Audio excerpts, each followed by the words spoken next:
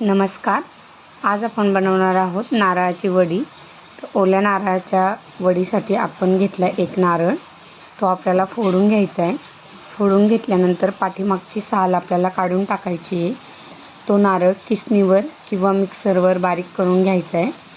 तर आता मी मिक्सरमध्ये बारीक करून घेते. तर अशा छोटे छोटे फोडी मी करून घेतल्यात आणि आता आपण याचं वाटण करून घेऊया.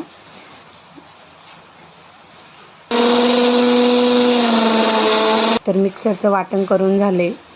तर माझा पूर्ण 1 वाटी मिक्सरमध्ये त्याचा किस निघालेला आहे. त्याला मी पाऊण वाटी साखर घेतली. त्यामध्ये कढईमध्ये साखर घालायची. त्यामध्ये अर्धा कप पाणी घालून घ्यायचं आहे आणि आपल्याला याचा पाक करून घ्यायचा आहे.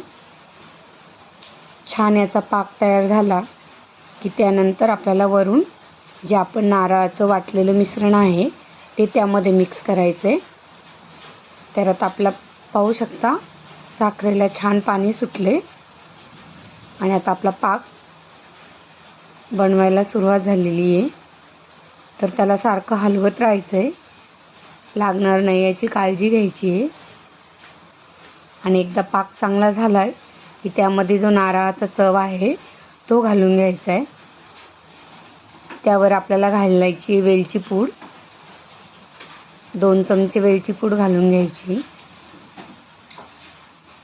तर आता आपली साखर चांगली विरघळली गेली आहे.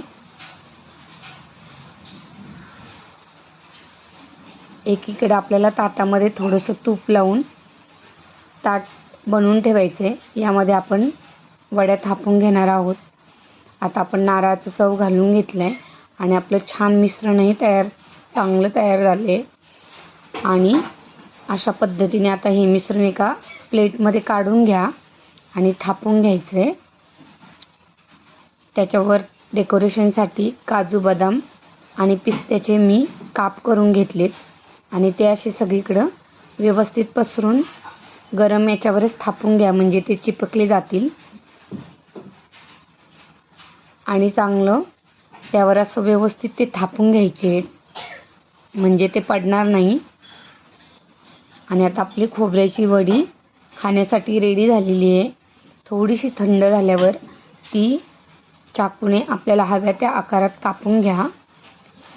हवं असल्यास नंतर थोडा वेळ फ्रीजमध्ये ठेवा, म्हणजे वडी अजून घट्ट बनेल.